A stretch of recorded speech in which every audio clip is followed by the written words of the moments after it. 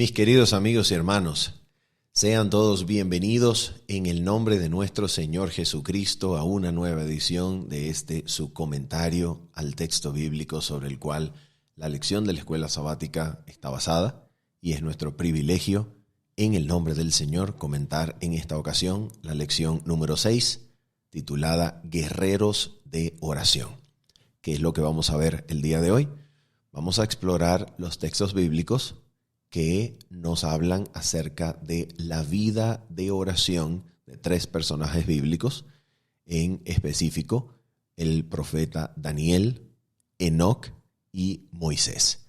De manera que explorando lo que la Biblia nos enseña acerca de sus costumbres, su vida en relación con su comunión con Dios y principalmente su oración, aprenderemos lecciones extraordinarias que podemos aplicar, que podemos pedir y que podemos vivir en la gracia de nuestro Señor Jesucristo.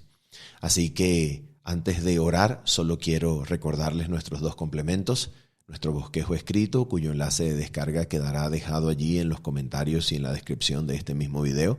Y también nuestra cita en vivo todos los sábados a las 7:30 de la mañana, hora local de Venezuela.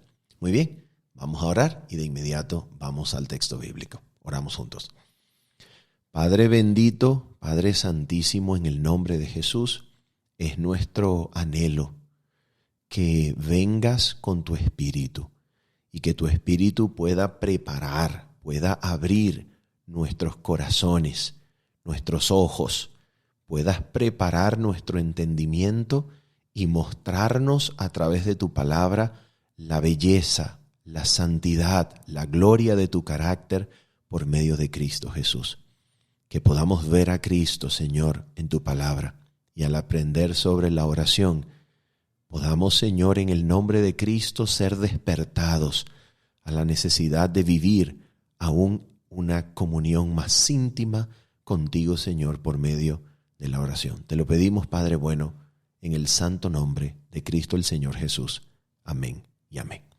Muy bien, mis amigos, vamos entonces a comenzar con nuestro primer texto bíblico, que será Daniel capítulo número 2, y vamos a leer desde el versículo número 19. Ustedes conocen el contexto.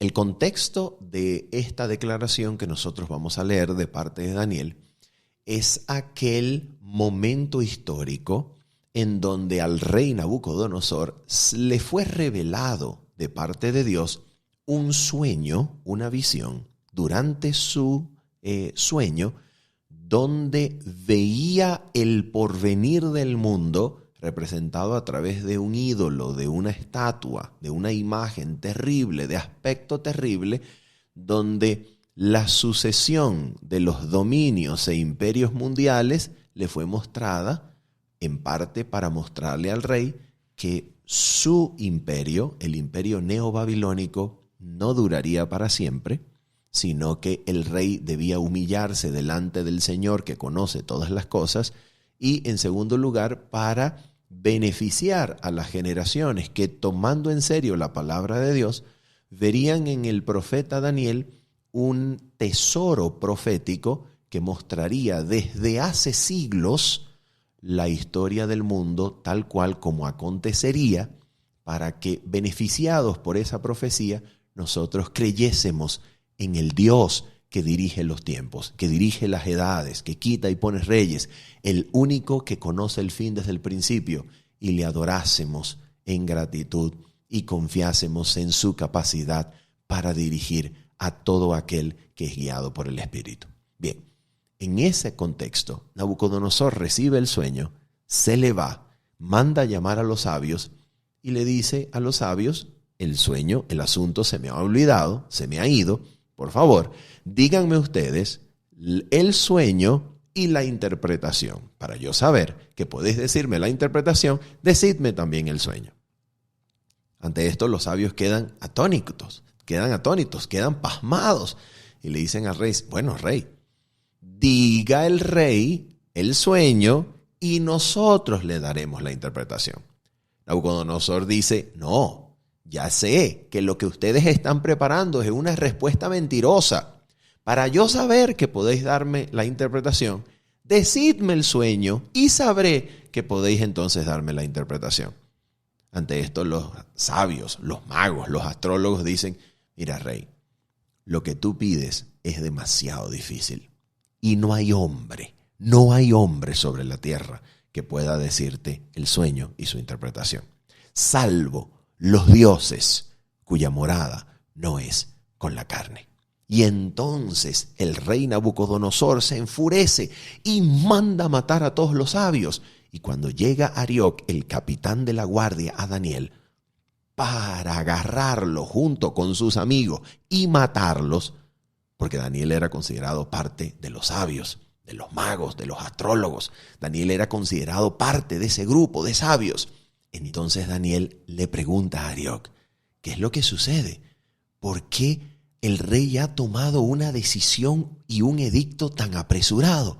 A lo que el capitán de la guardia le responde y Daniel entonces le pide un tiempo, sabiendo que el Dios de los cielos podía mostrar el sueño y su interpretación. Mira qué confianza la de Daniel en su Señor. Y esta es la primera lección que nosotros tomamos de la vida de Daniel. Para orar, como dice Hebreos capítulo número 11, para orar, para acercarse a Dios, la primera condición es que nosotros creamos, número 1, que Dios existe, y número 2, que es galardonador de aquellos que le buscan, que está allí, que puede oír, que puede otorgar aquello que se le pide en oración. Hace mucho tiempo conocí a un hombre que era un grandísimo sabio. Se le conocía en Latinoamérica como el Sócrates latinoamericano. Un hombre que yo podría decir es el hombre más inteligente que yo he conocido en toda mi vida. Una persona que manejaba aproximadamente 25 idiomas y todos los clásicos, capaz de leer incluso sánscrito, una cosa extraordinaria, traductor de poemas del chino al español, una cosa impresionante. Ese hombre, en la primera entrevista que tuvimos, porque él de alguna manera sorprendente quiso conocerme porque a través de una amiga se había enterado que yo era un teólogo, que yo había estudiado teología y quiso conversar conmigo. Y la primera pregunta que me hizo fue, Manuel, ¿usted cree que el autor, el arquitecto, el artífice del universo y de todo cuanto existe, usted cree que es el mismo ser al que usted en privado le ora y le pide y él le contesta? Mire qué pregunta tan interesante. Posteriormente me di cuenta y supe que la razón por la que había utilizado el término arquitecto del universo era porque en efecto era un grandísimo representante de la masonería. Pero su pregunta revela algo interesante. Cuando nosotros doblamos nuestras rodillas y en privado oramos en el nombre de Jesús, ¿qué es lo que nosotros estamos diciendo? ¿Y qué es lo que nosotros estamos, de dónde partimos? ¿Cuál es el elemento fundamental? Lo que estamos nosotros diciendo al orar, mis amigos, es que nosotros creemos que todo cuanto existe tuvo un inicio. Todo cuanto existe tuvo comienzo en el poder, en la sabiduría y en la infinita capacidad de un ser creador que tiene la capacidad de inclinar su oído para que nosotros, sus minúsculas criaturas, que vivimos en un minúsculo espacio de toda su creación, nosotros podamos entrar en audiencia con Él, le hablemos, Él nos oiga y dirija los asuntos del universo en específico que rodean nuestro mundo y nuestra vida para favorecernos, para dirigir nuestros pasos, para alumbrar nuestro entendimiento, poner sabiduría, poner amor, depositar en nosotros confianza y así conducir nuestra salida, nuestra entrada, nuestra vida toda. Que nosotros tengamos acceso a ese que fue el comienzo de todo. Mis amigos, esto es sorprendente. Y Daniel creía eso. Daniel creía que el Santísimo Dios del cielo podía tomar suficiente tiempo, detalle, cuidado e inclinar su oído para evitar que lo mataran, revelándole el sueño y también la interpretación. Y mira qué maravilloso. Gracias a esa oración de Daniel, tenemos el sueño y la interpretación que forman la base de la escatología bíblica. En otras palabras, forman la plataforma, la base sobre la cual todas las demás profecías de tiempo están construidas y cimentadas en las Sagradas Escrituras. Sin esa revelación y sin esa interpretación de Daniel capítulo número 2, no existiría Daniel capítulo número 7. Tampoco existiría la profecía que va desde Daniel 8 y su interpretación alcanza a Daniel 12. No existiría el discurso escatológico de Jesús en el Monte de los Olivos. Tampoco existiría la sincronización de Apocalipsis capítulo número 12 al 14 y todo lo que revela Juan en relación con el libro de Daniel. No existiría nada de eso.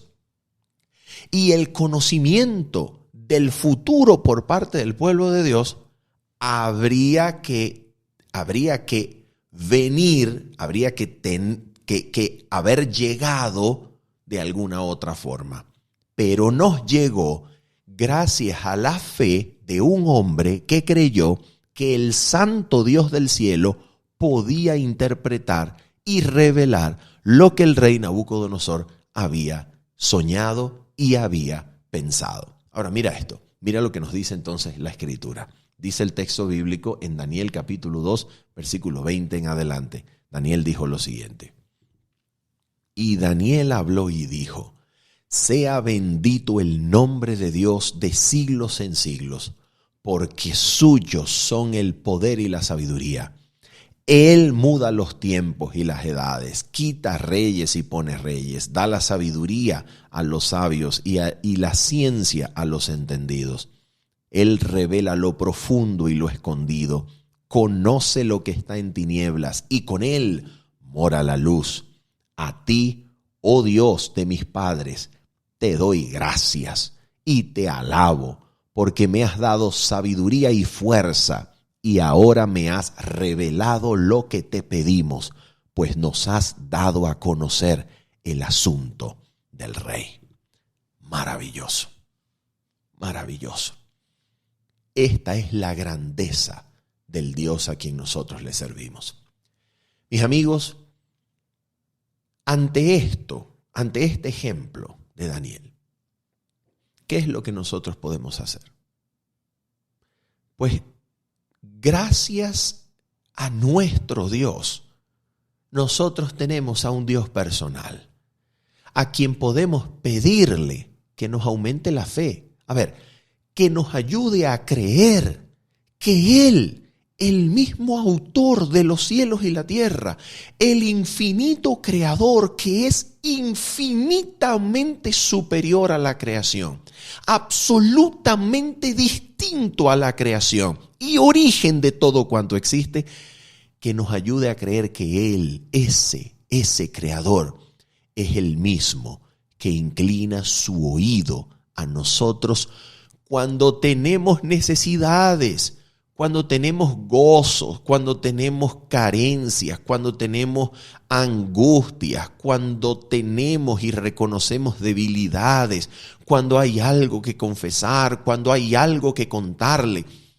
Creer que mi corazón puede abrirse delante del mismo Creador es un privilegio que a veces cuesta creer, porque lamentablemente la forma en la cual nosotros vivimos en este mundo es una forma demasiado acostumbrada a la relación con el mundo y con lo que existe por medio de los sentidos. De manera que solamente llego a creer, a confiar como garantía en aquello que puedo ver, que puedo oír, que puedo palpar, que puedo probar.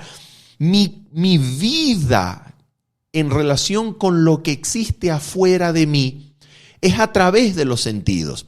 Pero como no podemos tener una conexión con Dios a través de los sentidos, de manera que pueda verle, que pueda oírle con mis propios oídos, entonces se nos dificulta creer que cuando le abro mi corazón, le confieso, lo alabo, le cuento, le confío en oración, entonces nos cuesta creer que tendremos respuesta, que lo veremos actuar, que veremos su mano en la vida. Nos cuesta creer eso.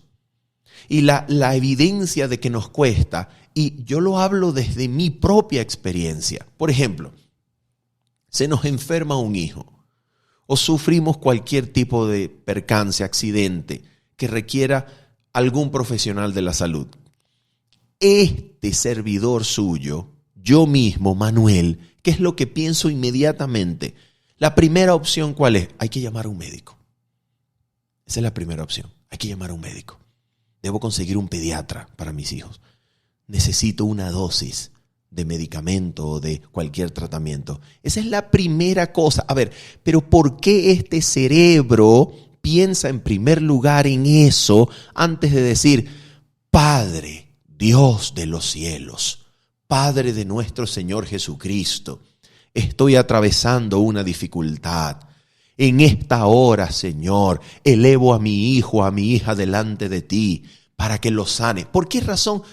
Esa es la opción a la cual recurrimos cuando ya todo lo humano ha fallado. Porque estamos acostumbrados a resolver el mundo y darle forma por medio de nuestros sentidos. Estamos acostumbrados a vivir orientados por vista, a vivir orientados por nuestros sentidos. Y como nos hemos acostumbrado a vivir por medio de los sentidos, orientados por los sentidos, entonces nos olvidamos que el hombre no vive de lo que come y bebe. El hombre vive de toda palabra que sale de la boca del Señor. Entonces, cuando aprendamos a creer y Dios haga el milagro en nosotros de aumentar nuestra fe y sepamos que en la bendita pronunciación de la palabra de Dios, el Creador, se encuentra la vida y todo favor y don concedido a los hombres, entonces lo primero que haremos cuando experimentemos cualquier cosa, cualquier necesidad, debilidad, cualquier situación, será, como dice el espíritu de profecía, será nuestra primera reacción volvernos a Dios como la flor se vuelve a la luz del sol. Esa es la promesa que yo anhelo que el Señor cumpla en mi vida y que cumpla en nosotros, que le creamos tanto, que el primer paso, la primera reacción, nuestra primera búsqueda de solución sea Él, sea Dios, y no nuestras estrategias humanas, y no nuestras sabidurías, opiniones, nuestros métodos. Y fíjate, esto mismo nosotros lo vemos en Daniel en el capítulo número 6.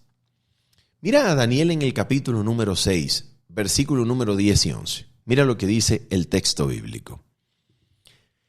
Cuando Daniel supo que el edicto había sido firmado, entró en su casa y abiertas las ventanas de su cámara que daban hacia Jerusalén, se arrodillaba 3 veces al día y oraba y daba gracias delante de su Dios, como lo solía hacer antes.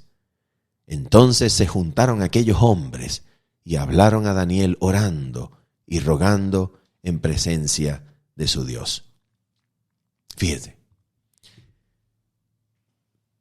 aquí había un peligro. El rey Darío había firmado un edicto prohibiendo durante un periodo de tiempo que se le pidiese a cualquier dios o a cualquier otra persona cualquier cosa que no se pidiera a él, al rey Darío. El rey Darío fue llevado en el intento de unos hombres malvados, príncipes, sátrapas del imperio de los medos y los persas, para hacer que el rey Darío firmase este edicto que llevaría, sin saberlo, a la muerte de Daniel. El rey Darío se dio cuenta posteriormente de lo que había sucedido, y por eso dice el texto bíblico que trató hasta la tarde de salvar a Daniel, de librar a Daniel de este edicto que él mismo había firmado. Pero estos príncipes malvados le recordaban vez tras vez que la ley de los medos y los persas no podía ser alterada. Así que el rey accedió a lanzar a Daniel al foso de los leones. Aún con este peligro de muerte, sabiendo Daniel que habían tramado mal, lo más impresionante de Daniel es que no se ocultó.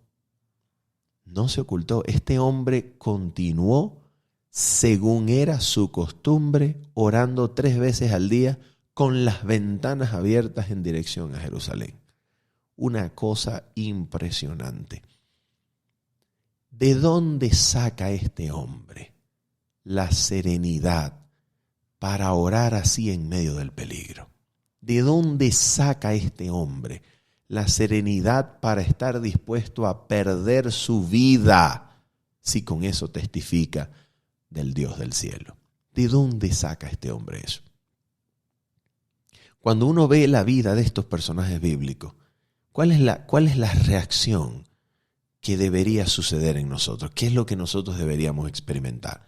Mis amigos, el anhelo de vivir esto, el anhelo de conocer a este Dios que puede dar tranquilidad en medio del peligro de muerte, el anhelo de tener una comunión, una conexión tan vital y estrecha con este Dios, que le conozcamos tanto, que sepamos que puede librarnos del peligro de muerte. Él es capaz de librarnos. Y si no nos libra, no fue por falta de capacidad, fue porque un propósito aún más noble que el sostenimiento de nuestra vida estaba en su conocimiento. Pero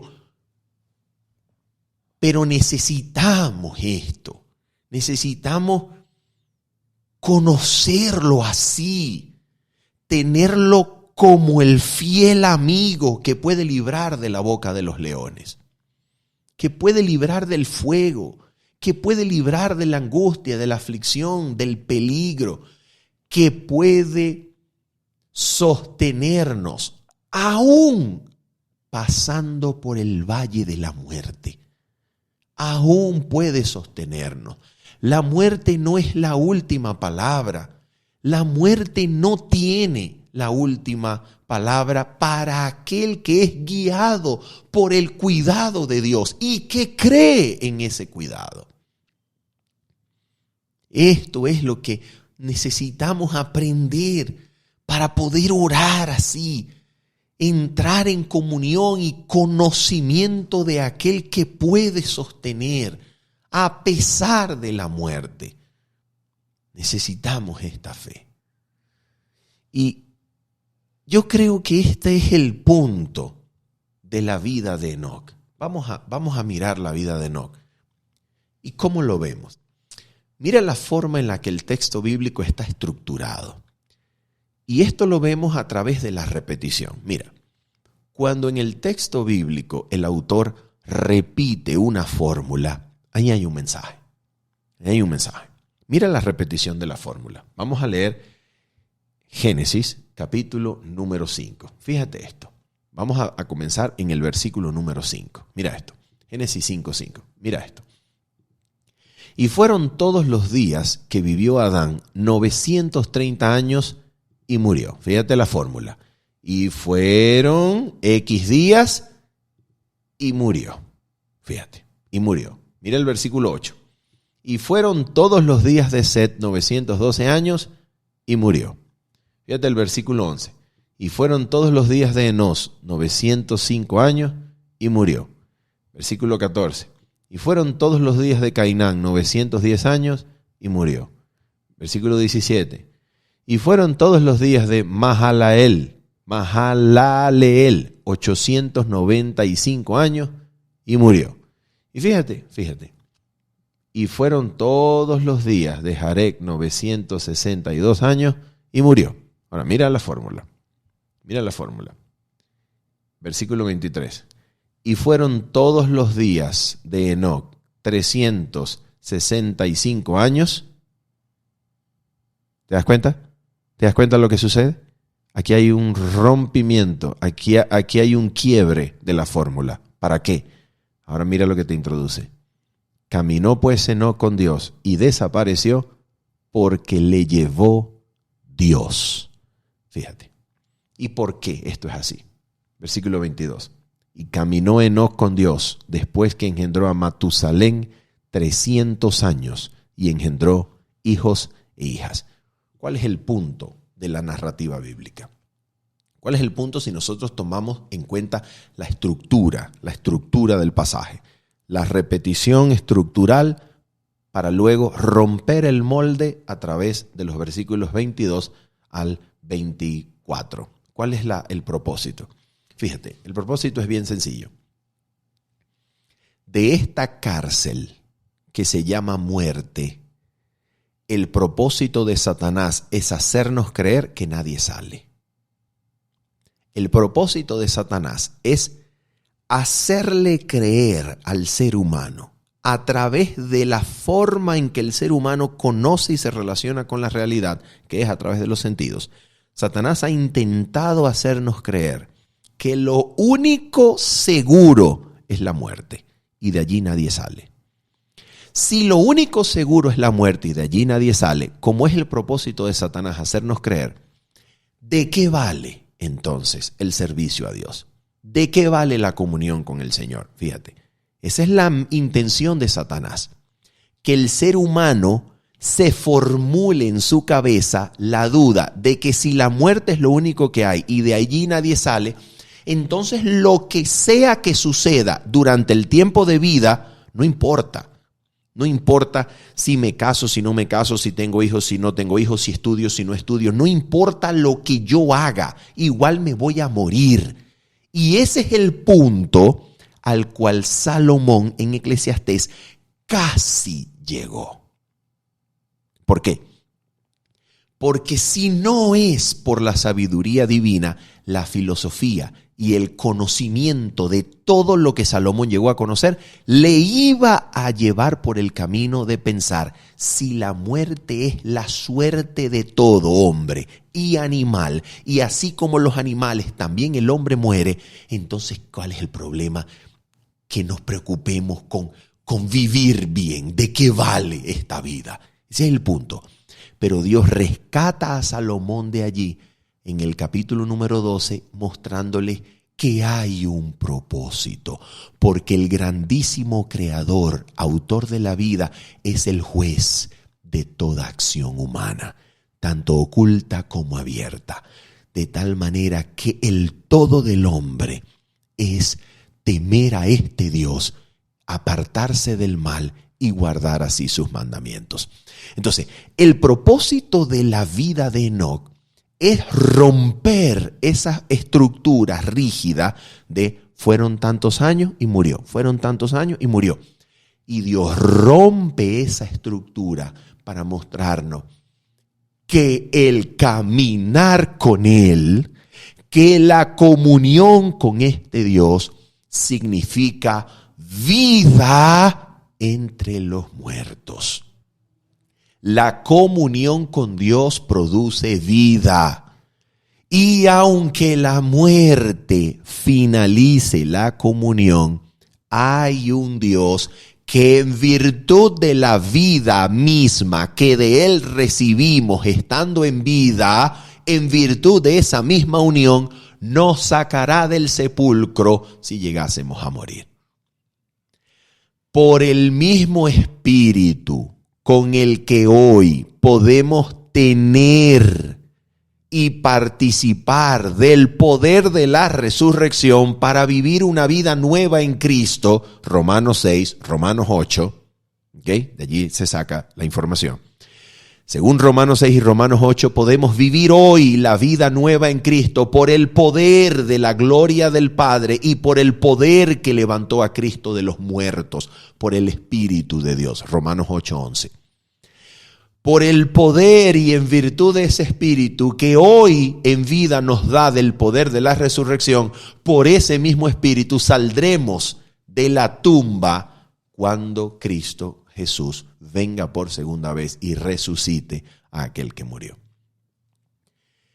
¿Qué es lo que esto significa? Significa que si yo puedo hoy participar del poder que me va a resucitar a mí y me va a levantar de la tumba si yo muero cuando Cristo venga, ¿ok? Si yo puedo hoy participar de ese poder, entonces mi comunión presente con Cristo no tiene límite por causa del mal y del pecado. No tiene límite.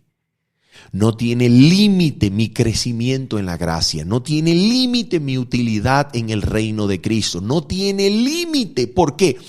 Porque si la muerte es vencida por el mismo poder que hoy me pone en comunión con Dios y me habilita para vivir una vida nueva, entonces mi vida en Cristo no tiene límite. Yo puedo crecer y crecer y crecer y ser elevado a las alturas por medio de esa bendita comunión y unión con el Señor. Ese es el mensaje que la vida de Enoc propone para los que han de vivir en el tiempo del fin. ¿Por qué? Porque en el tiempo del fin, Jesucristo va a aparecer por segunda vez y va a encontrar gente viva en la tierra. Todo aquel que esté vivo en Cristo, en la tierra, cuando Cristo venga, no va a experimentar muerte, sino que será glorificado, transformado y pasará de vida a vida sin conocer la muerte. Esos que no conozcan la muerte, sino que pasen de vida a vida para experimentar semejante traslación, han de hallarse en la mismísima comunión de Enoc, como se enseña en las Escrituras. Y fíjate, es así como lo interpreta el espíritu de profecía. Yo voy a proyectar una cita que nos va a ayudar a esto. Mira lo que nos dice la cita. Se encuentra en la página 68, ¿ok? Página 68 del libro Patriarcas y Profetas. Fíjate lo que dice aquí. Voy a leerlo rápidamente. Por la fe Enoc fue traspuesto para no ver muerte y no fue hallado porque lo traspuso Dios y antes que fuera traspuesto tuvo testimonio de haber agradado a Dios.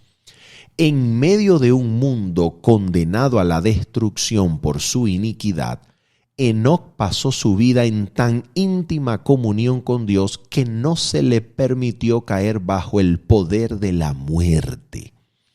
El piadoso carácter de este profeta representa el estado de santidad que deben alcanzar todos los que serán redimidos de entre los de la tierra. Esa frase se aplica a los 144,000 de Apocalipsis 14. En el tiempo de la segunda venida de Cristo, En ese entonces, así como el mundo antediluviano, prevalecerá la iniquidad. Siguiendo los impulsos de su corrupto corazón y las enseñanzas de una filosofía engañosa, el hombre se rebelará contra la autoridad del cielo. Pero así como Enoc, el pueblo de Dios buscará la pureza de corazón y la conformidad con la voluntad de su Señor, hasta que refleje la imagen de Cristo.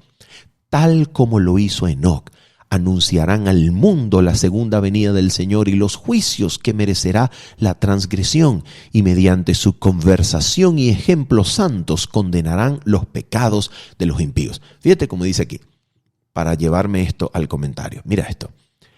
Pero así como Enoc, el pueblo de Dios buscará la pureza de corazón y la conformidad con la voluntad de su Señor, hasta que refleje la imagen de Cristo. Fíjate, aquí es donde viene la duda. Aquí es donde viene la duda. La duda es, ¿podré yo reflejar la imagen de Cristo en pureza y conformidad con la voluntad del Señor? ¿Cuál es la duda? La duda la propone nuestra limitación por causa de nuestra naturaleza. La duda viene y nos dice, pero es que tú eres demasiado malo. Tu corazón es terrible. Mira tu naturaleza tan débil, tan terriblemente pecaminosa. Mira lo perverso y engañoso que es tu corazón. ¿Qué debemos hacer ante eso? Sí, es verdad.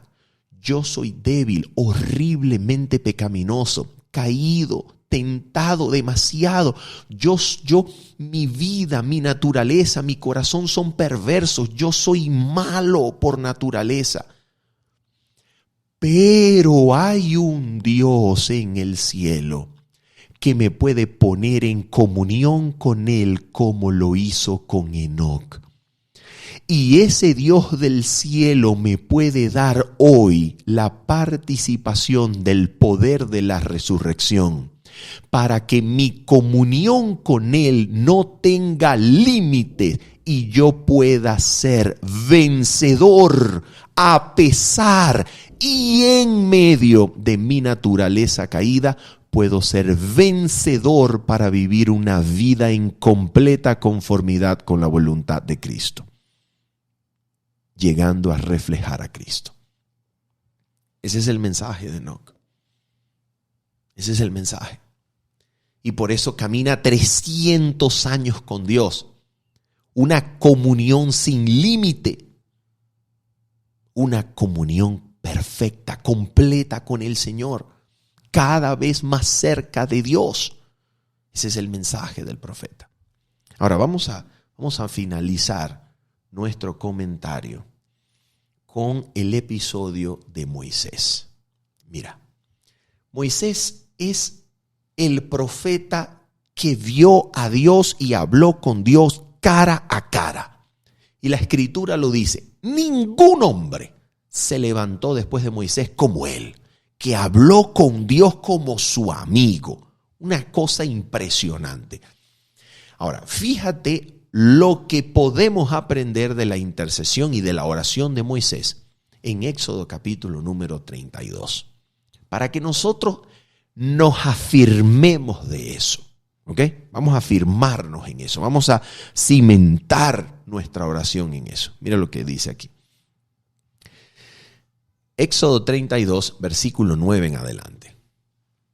Dijo más Jehová a Moisés, yo he visto a este pueblo, que por cierto es pueblo de dura cerviz.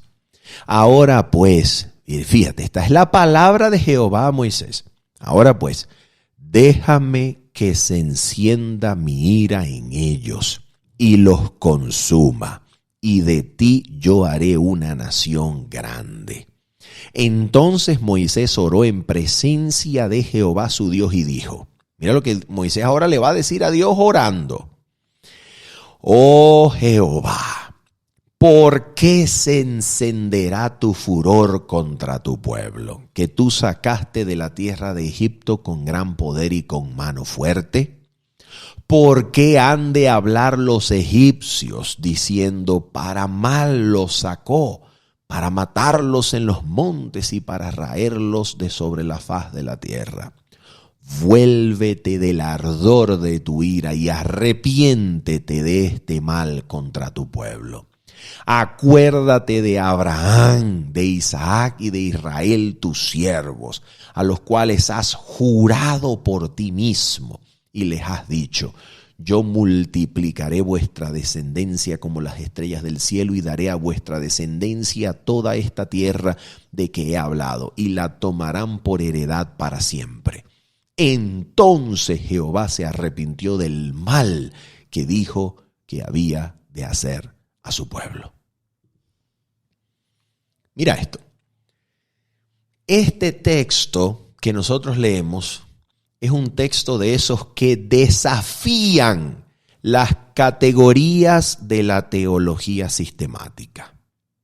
¿Por qué? Porque en las categorías de la teología sistemática, en la doctrina de Dios, Dios no cambia. Dios y su voluntad es inalterable. ¿Okay? En las categorías de la teología sistemática en relación con la doctrina de Dios.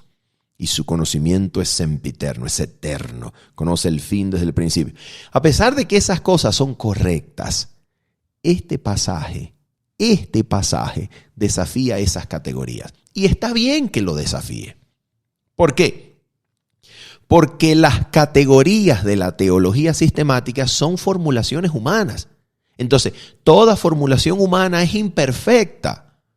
Toda formulación doctrinal humana es imperfecta, es incapaz de comprender el todo y encapsularlo, como si Dios pudiese ser tan comprensible y manejable por el intelecto humano que lo encapsulamos y lo aprendimos todo, pues, lo llevamos todo a la mente, lo comprendimos, lo manejamos. Dios es inmanejable, Dios es incomprensible. Y su carácter y su conocimiento será la fuente de estudio por la eternidad. Entonces, las categorías de teología sistemática humana tienen sus defectos. Y este es uno de los pasajes que los muestra. ¿Cómo podemos entender que Moisés le haya dicho a Dios: Jehová, arrepiéntete de esto que has pensado? Y dice el texto bíblico: Jehová se arrepintió del mal que dijo que había de hacer a su pueblo. Alguien podría decir: sí, es una prueba. Es verdad, también es una prueba para Moisés. ¿Era una prueba? Sí, era una prueba. Pero el texto bíblico es real, está diciendo eso, ocurrió. No solamente ocurre para probar a Moisés, ocurrió de verdad. El Señor cambió su plan para Israel por causa de la oración de su siervo. ¿Qué nos dice esto? Esto nos habla de lo accesible que es el Creador por medio de la oración. El Creador es accesible. Se puede orar y Él puede determinar y decidir sobre la base de las oraciones de sus siervos. Dios no es un creador inaccesible sentado en un trono en donde tiene todos los tableros de las cosas y hechos y eventos que van a ocurrir de manera inmovible y está todo determinado y es un predeterminismo pero durísimo, férreo, que no puede ser alterado. No, aquí hay un hombre que le dice a Dios: mira, tú le prometiste a Abraham, a Isaac y a Jacob que introducirías a este pueblo a la tierra. Tú lo prometiste. Ahora, Dios, arrepiéntete de lo que has pensado y cumple lo que tú mismo prometiste. Y dice el Señor que el Señor se arrepintió. A ver, ¿qué es lo que aprendemos aquí? Podemos aferrarnos a las promesas de Dios y reclamárselas en oración, porque Él lo ha dicho.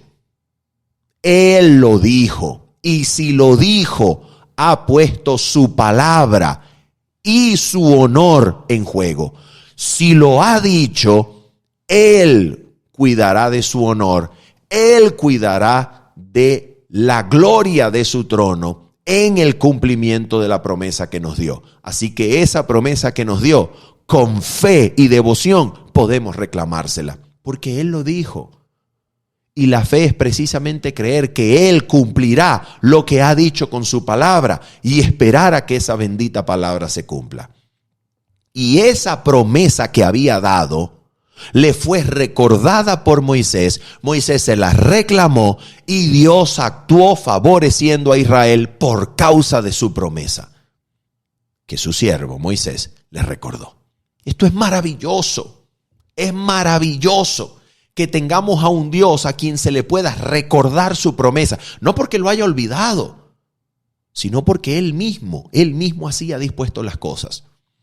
Podemos recordarle su promesa. A Él le agrada que le recordemos su promesa y confiemos en esa palabra y esperemos a que esa palabra se cumpla. Agarre la promesa del Señor, querido amigo y amiga. Agarre hoy la promesa del Señor. Abra la Biblia, señálele la promesa al Señor y dígale: te pido solamente que cumplas esto que aquí está prometido. Cúmplelo hoy para mí. Cumple tu promesa, Señor. Dame la gracia de ver el cumplimiento de tu promesa con mis ojos.